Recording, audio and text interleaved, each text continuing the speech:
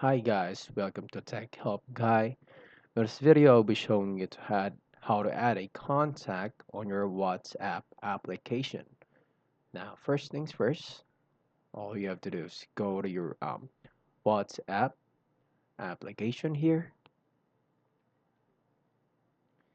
and then all you have to do is to click on plus, which you can see right here, and then all you have to do is click on New Contact.